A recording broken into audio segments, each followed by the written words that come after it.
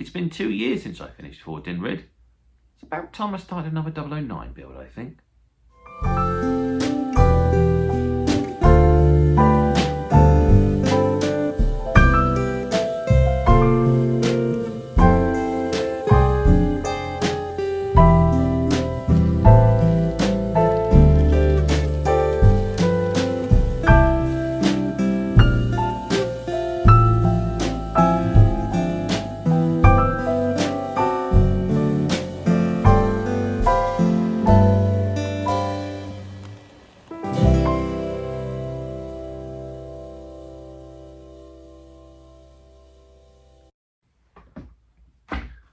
So back in the summer, I dug out for Dinrhyd and I spruced it up, I cleaned it up and stuck all the bits that had fallen off back down on it and took some photos for publication in some magazines. So I've approached a few and hopefully it will reach publication at some point.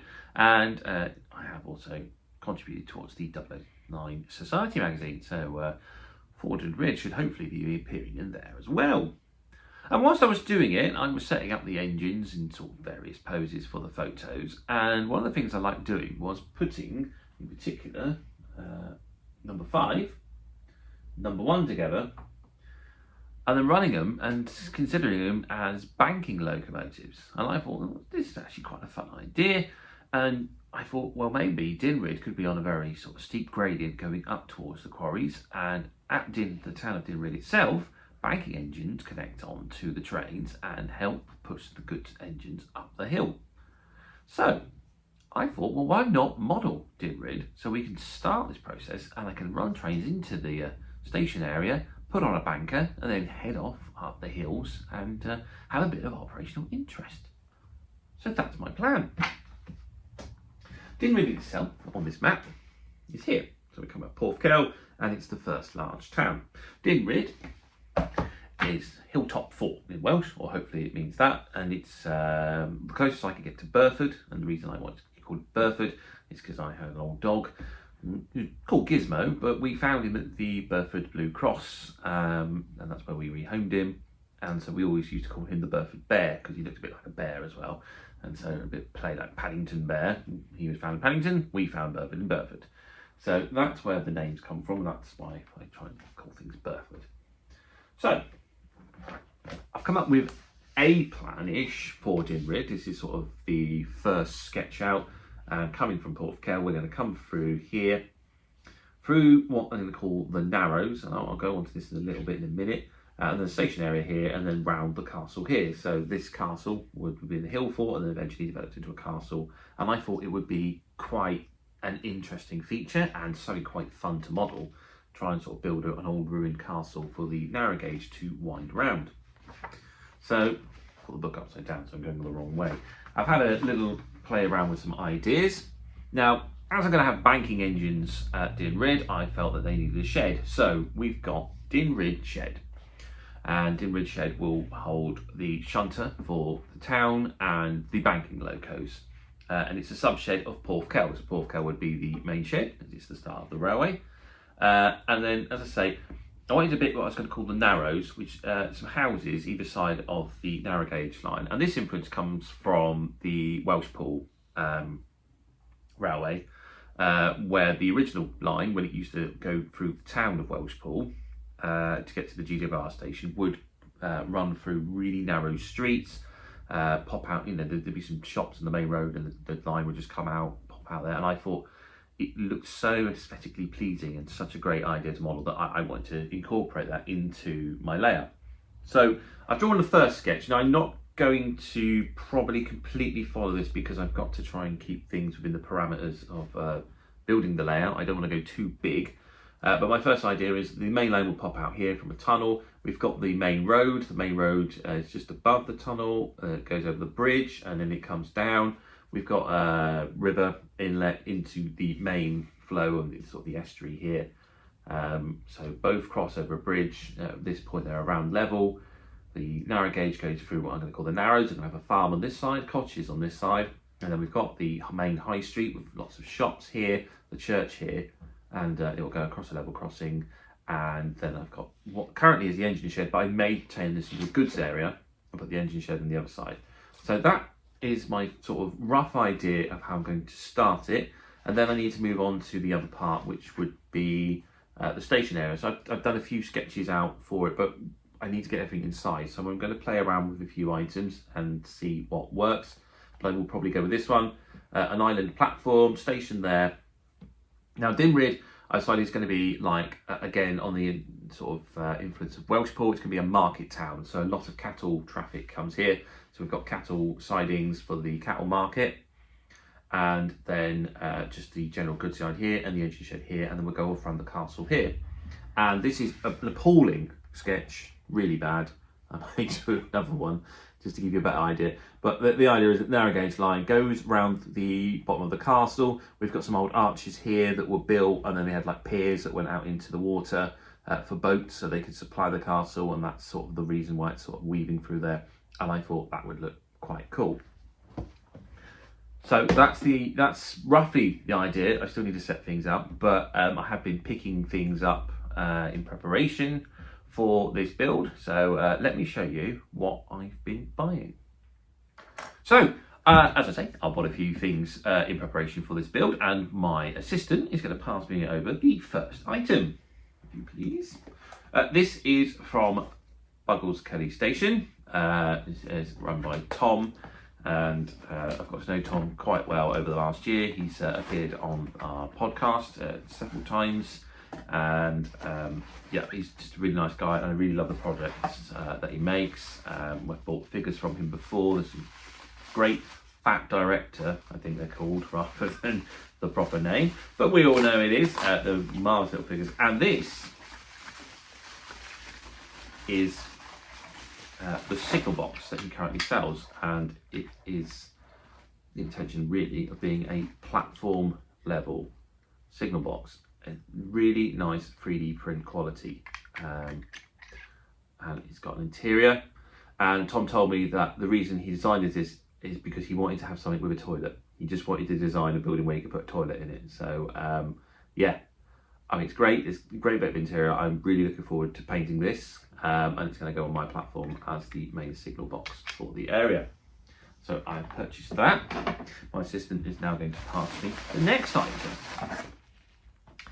Yes, we've picked up a few bits of rolling stock as well. So I've got more of these ex-World War I wagons. This is in Ashover Light Railways, weathered, but they will probably not remain like that. They will more likely get a corporate livery painting of my company. What we got next then? So as you can see, I've got the fleet of locomotives here. I'll just store those two back. But my railway gets quite extravagant with purchasing locomotives. So I picked up another Baldwin class 1012D, which is the same as this locomotive here, which I repainted and made that as our number 6 Captain Mannering. This loco's always had a bit of a running issue. There's a little bit of a problem with the running gear. It doesn't run perfectly. So basically I bought this one to be a spare or alternative loco. It's not quite the same. The cab is different on the back, and there's no light on the front as this one has. I think this one was originally, it's the one that's on the Welsh Highland Railway 509, I think. So pick this one up. It will eventually receive corporate colours to match the rest of the fleet, as will the ones that haven't been painted. Apart from this loco, I intend to turn this one into a private owner engine, but that's another story. I've also picked up the Penryn mainline Hunslet with tender, which is Linda, this one, in the, I'm not sure what condition, but obviously they got the tenders when they came to the Festiniog. I think the tenders look so very smart on them and would be much more suitable for the length of my line. I did look at the back of a limited edition blue one for quite some time, because obviously I've got blue liveries and I thought that made life a lot easier, but then it doesn't quite match, and I thought, well, there's no point spending all that extra money on a limited edition blue one if you intended to repaint it. So I've just bought a green one with the intention of repainting. So that was Linda. I bought quite a few, I'm not gonna lie. Welsh Pony, couldn't resist. I may not paint Welsh Pony because I think that livery looks absolutely gorgeous. That may just be a visitor to the line. What else have we picked up? That's it. Yeah, another Penryn mainline Hunslet. This time I believe it's Charles. It was on the Model Rails direct sale. It was quite a good price, and I wasn't keen when these logos first came out. I thought I wasn't a big fan of their looks, but they have grown on me, and when I got this one I was really impressed with it, and I really like it. So yeah, that's another one to add to the fleet. So I think that's all the logos, isn't it, for them. Now I picked up some N-gauge chassis because I can't find any suitable cattle vans, and I want to make Dinrhyd, as I said, a market town. There'll be sidings for the cattle market, so I'm going to design some cattle wagons and scratch build them to fit on the chassis. So that'll be a nice little project to do. Obviously we have the engine shed, so I picked up this Pico kit. I'm going to have a go at building this and see how this turns out, and this will be the engine shed for Dinrhyd. What else we got down here, buddy? I've also been looking through scrapbox and saving a few things, so I've managed to save a nice little water crane that can go with the shed. That's our old 4Ds kit. Well, we've already done that one. That's the Peters. Got myself a crew for one of the fairlies. I'm going to get a few more, but I've given them a little coat of paint. Crew there. What else do we have? Let's have a look. What's in this box here without revealing my address? Yes. Now this is a recent product by 4Ds. It's a conversion kit for the Spackman Skarloey, or the forthcoming Talaclin locomotive, and this will allow you to change the running board and the cylinders, smoke box doors provided for the face. There's even cab interior. So yeah, I look forward to doing this project as well. I'm always, well, I say I built this 4Ds kit, and I was really impressed with this, so I'm looking forward to using this one. So yeah, another fun project, all lined up, all as part of the build. What else have we got? We've just got some few more buildings down here, haven't we? Let's have a look. This was free with Railway Modeller, and I thought, you know what? I'm going to save that, and I'm going to see if I can turn it into a nice Welsh cottage. So, courtesy of Railway Modeller, we'll see how we get on with that one. That's going to be another future project. Then we've got lots and lots of houses. So I picked up this halfpenny cottage by Petite Properties. Picked this up at the Great Electric Train Show. They just come as laser cut, I'm going to assume that's MDF kits. So it's going to need its own cladding. So I picked up plenty of plastic sheet to clad these buildings with. There's a few others in there, isn't there, bud? What else have we got? Yeah, we've got the farmhouse. So again, same style kit, but it's a farmhouse. I've got a few more rolling stock pieces. So Pico have produced the Festiniel coaches recently. They look absolutely stunning, but they are expensive, shall we say. And I thought, well, do you know what? I'm going to have a go at the kits. So these are Dundas model kits, and they are £30 cheaper than each of the Pico kits. So I thought I'd give them a go. I probably will buy the Pico coaches in the end because they are quite nice. But I just thought it'd just be fun to build some coaches. So that's another planned project. We got anything else left in here, bud? I think we've got some slate walling bits that we've bought and extra building bits just for the conversion of the houses. There's a couple of empty boxes and a few other wagons we've purchased. Just got some points, and then in here, what have we got hiding in here? Oh yeah, another coach kit there. We plan to be doing that one, and then a few bits of second-hand track that we picked up, all in preparation for the project. That's pretty much everything out of that box, isn't it? So yeah, that's everything we've bought so far for the layout. As you see, there's lots to do. As I say, look, I've really been thinking about this and looking forward to this. I'm not going to lie, it's got to the point that I'm even considering that the OO may come down and this OO9 will dominate the room, but we'll baby steps with this first. So I'll talk you through the plan in a minute. And then the other things is I've also been saving up a few other bits from picked up in the past, like this church. Now I weathered this church in one of my earlier videos. Not many of you know about it because I think only 350 people watched that video.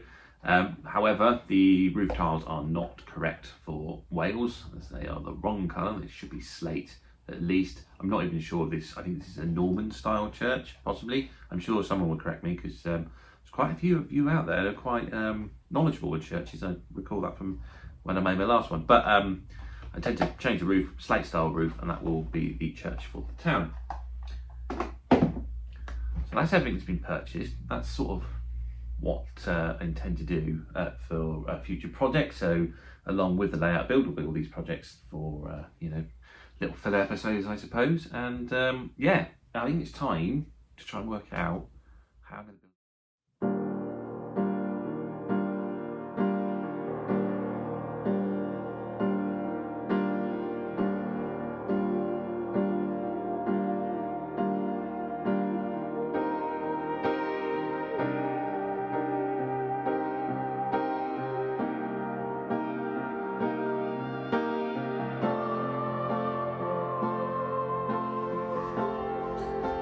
Right then, you can see we've sort of set up how we want the layout to go. This is just going to be the station area, and I've done it in a 4 foot by, I'm going to mix up imperial and metric here. This is 50 centimetres. If I got a tape measure, I'll tell you how much that was in inches.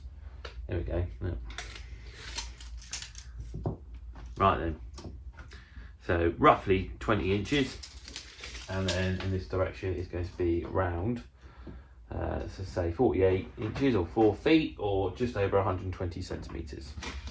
So 120 by 50, roughly that's going to be the size. It's going to be on a 4 foot board here, and then build extension board this way and extension board this way. So the narrows will go on this board, the castle will go on this board, and then we'll get it to go round, probably with a filler yard behind. But I'm going to build it modular so that in the future I can adapt the layout to how I want it to suit. So for the time being, it will then just be its own singular purpose layout with a filler yard on the back. And then if I decide I am going to put it on the wall, I can just adapt the ends and make it all one thing. Or if I want to extend around the room, because I would like to model the harbour at Porth Kell. I think that would be quite an interesting one to model as well in the future. But we'll see on that. So this is roughly the plan. As you can see, me and the boy have been putting things together and working it out, and he's just got the engines. We're going to have the engine shed here. We are going to have the engine shed here and the church here, as originally sort of drawn out, slightly amended. And then we have the passenger loop around the island platform here with the nice, lovely signal box in the middle, and then it all joined back up into here. And then we got on this passenger loop, we've got the siding. I would have preferred it the other way round, but that would have extended out further. And trying to keep things small, not too big. So we've got the siding, and it'll go into the 2 roads here. I think this area here will be like the cattle pens for the cattle market, which is just sort of seen over here. This siding here will be like the aggregate siding, I suppose. So if you have watched the Ford Dinrhyd, you know that I built a stone loader where the wagons are loaded up with granite. So the idea is that we've got a banker and a shunter, or just 2 bankers, stroke shunters. They sort of share duties. If one of them's gone off banking, the other one's been shunting around here, sorting out the wagons. It needs to go pick up the granite wagons, so it'll then trundle off to Ford Dinrhyd, go pick up the granite wagons, and then it'll bring them back, and drop the loaded ones off in here, and then it'll take some empty ones away or whatever. So that's kind of the idea of that siding. This siding's then just sort of a bit of a head shunt into here. We'll probably have a good shed here, just to play around and sort of have a bit of an interesting yard. So yeah, I managed to squeeze it all into this sort of 4 foot area. I wanted it quite wide because I want the river at the front. I still want the church here, and I want the high street and the shops just sort of, I'll probably just trail them off scene into the back scene somewhere around here. And yeah, so that's the plan. Right then, I've laid the track out a little more tidier and printed off some the Pico templates. If you don't know about these are very useful things. Essentially that, go onto the Pico website, find the point that you're looking for, and next to the item description will be a PDF file that you can open up and you print it off, and providing your printer is set to the correct scale. They'll print off at the scale, and then you can just cut them out and stick them down and make sure that your track plan works before ordering the points. I'd like to say that's what I've done here, but what I actually did was order the points this morning and then lay these paper templates out afterwards, and made a few adjustments to make sure that the points I ordered did work. But I wouldn't recommend that, but I wanted to beat the Christmas post. So that's the reason. I'm too impatient. To be honest, I should have waited, because the OO9 Society, which is a great society if you want to get into OO9 modelling, has its own shop, and on there was lots and lots of track that was available at a very good price. Unfortunately, the shop won't be opening until the 6th of January. So at the time of recording, I'm way too impatient to wait for that, although I'm pretty certain that by the time 6th of January comes around, I still wouldn't have got anywhere near track laying, but we shall see. Anyway, I do digress. I've pulled all the track forward a bit to give me a bit more space at the back, so I can have the road go behind the church. I want some shops here, and then we'll sort of disappear along here. We'll have a good shed somewhere in this. This sort of will be the yard. The cattle docks will go here, so you can access the cattle market will be over here somewhere in the town. Island platform, the lovely signal box from Buggles Kelly Station in the middle there. I'll probably have some other station buildings and a canopy, something like that. And then the engine sheds are going to be over here, and then we've got the church here. And so we'll have a river here. So I'm just going to get some pens, and I'm going to draw out on this piece of paper roughly what my plan is. And what I'm going to use for the baseboard is I'm going to do L girder. So if you followed my 00 build, I can't remember, it's been so long since I did videos on it. I do apologise, I will get back to the 00. I've just got a few ideas of what I want to do with it, so it's kind of in limbo. So I'm just going to concentrate on this project and then come back to the 00 once I know what I'm going to do. Anyway, I built some L girder sections that went across that way, and I'm going to use them to build the baseboard for this.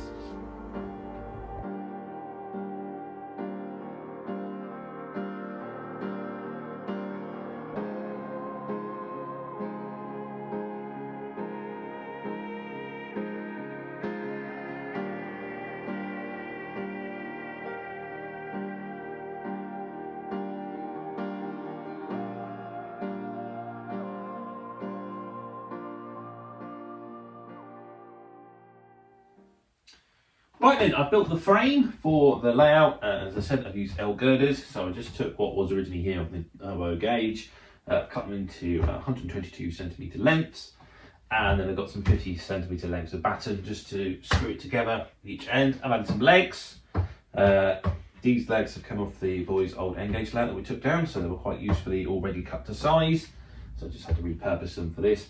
And I've just got some battens that I will use for building up the scenery. So what I'm going to do is, it's already quite heavy, is I'm probably just going to use plywood base for the track.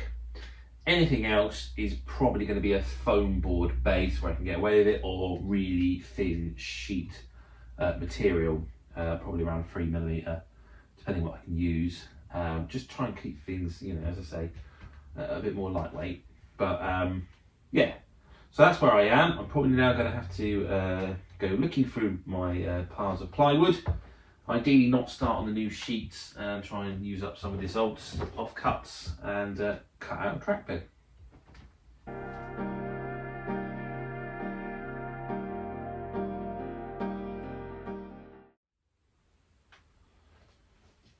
Right then, as these videos always go, it usually is I do something and it goes a couple of days and I can't remember what I've recorded, so if I've repeated myself I apologise. I'll try and edit it out if it's possible, but what I've done here is I've got some offcuts of wood and I've matched them to the shape of the track plan that I draw out on the piece of paper. So everything is now nicely covered and it's all going to be 12mm plywood where the track bed is. Now, I'm going to make my life a lot easier by just using a sheet of 2x4 ply and then cutting this shape out and be done with it. However, wood is very expensive. I have a lot of offcuts of plywood lying around from various projects that have been taken down or what's been left over. So I'm trying to make as much use of the offcuts as possible. So I've got these 4 pieces. and by the law of the sod, each piece is just next to where a point motor probably needs to go. So my intention was to try and put battens at the joins to keep everything nice and strong, but close to the joins is where the points lie, where the point motor is going to go. So I've played around and got some offcuts of wood, and I've roughly worked out where they can go without interfering where the point motors are. These two on the ends, they're absolutely fine. They'll just be where the layout joins up. And then in here, we have a point motor here to get to the shed. So I've got this shorter piece of batten here. That should hopefully give enough strength to this board. This one goes in the middle, and that should finish off giving strength to this backboard here, because over here I've got more point motors. That's the reason for the shorter one here. So that's the plan.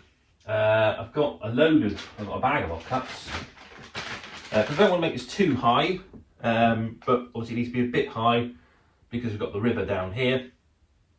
I'm thinking around the shed I might just do like a retaining wall or something, just to stop, you know, the erosion and the shed being washed away at some point. But I'll think about that, because money was always tight building this railway, so they probably just went, be all right.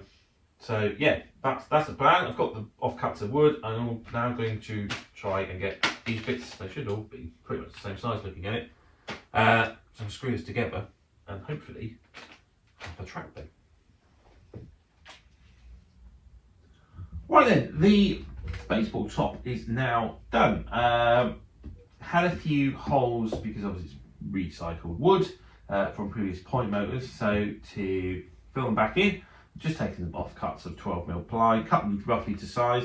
Then I've glued them in place and then filled around the edges with a mixture of sawdust and wood glue. Let that dry for 24 hours. I've sanded it down, and then any sort of lumps and bumps I've just gone over with a bit of decorator's cork, and then I've done the same with any gaps between the joins. So that's all filled up with decorator's cork. So now it's a nice smooth finish, excluding these two screws which are still exposed because I forgot to do them, but I'll do them at another point. That's the top, nice and prepared. So I'm going to give it a coat of paint, then I can move on to laying the track.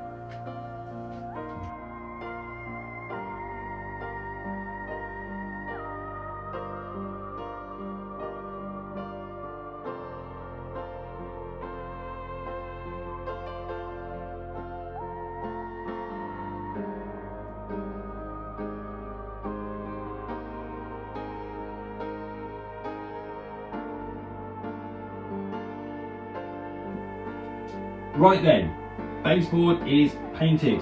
I just used some standard artist acrylic paint. I think it's just some cheap stuff from Hobbycraft. Yes, it was. I was going to use some emulsion. So I did have some grey emulsion, but I'm not going to go to shed. There was no way I was getting that paint covered. That shed is, that's a summer job. So that means cleaning out again. Anyway, you're not here to know about my shed. Or maybe you are, because I bought the track pieces. I bought many new sets of points, as I probably have already covered. The problem is I keep jumping in time when I'm recording these videos, so I can't remember what I've told you, what I haven't told you. In fact, it's all coming back to me. I do believe I told you that I bought these points very impatiently because I couldn't wait to get the ones off the OO9 Society. However, I did buy some second-hand points from the OO9 Society some time ago. I'll tell you how long ago that was. In fact, I think you can probably find a video. It was the Oxfordshire Group's OO9 show, which I think was back in 2022, off the top of my head. And I don't think they've had one since, which is it's a shame. It'd be nice to see that show come back. And yeah, I picked up two sets of points. One set's over there. I'm not going to walk over there with the camera and come back, but they were, yeah, just need a bit of a cleaning up. They look pretty decent, so I'm happy with them. I'm just about to start laying things out, and then a thought occurred to me. And this is probably where the thoughts occurred to me too late, but if you followed my first build, you know that I tend to walk into these problems quite happily and quite often. As I've built the baseboard now, I thought about it and thought, I don't know if the shed's going to fit here, because I don't know how big the shed is. I have just guessed at how big the shed is merely by laying 3 pieces of track and going, well, that should be about right. And that could be a problem. So, before I start laying the track on this board, I need to build my shed. But you know what? I'm going to save that for the next video. So you're just going to have to come back to see how I get on with that and how I get on with laying the track on board number 1. So for the time being, all I can say is that hopefully this has been entertaining, informative, and if you liked it, click the like button. Always appreciate that. If you haven't subscribed, please do subscribe. It's free. If there's content that you don't like, stay subscribed anyway, because there might be something that comes along a little bit later. And unfortunately, someone did leave because they weren't quite happy with the podcasts appearing on the channel. But you know, you don't have to follow the podcasts. I will put other content on here. If you like the model show videos, I'll try and do that, but I can't promise anything for 2025. I must be honest, my work calendar is really against me next year, or this year, depending when this video comes out. Yes, so the big shows coincidentally seem to be every 6 weeks, which also lines up with the weekend I tend to be working. So there's that. Anyway, please do subscribe to the channel. I've gone off completely off tangent there, and people are probably thinking, well, I want to follow this idiot. But it can be quite entertaining at times. So I've been told. Comment down below, all that gubbins, and I will see you in the next episode. Hopefully. Thanks for watching.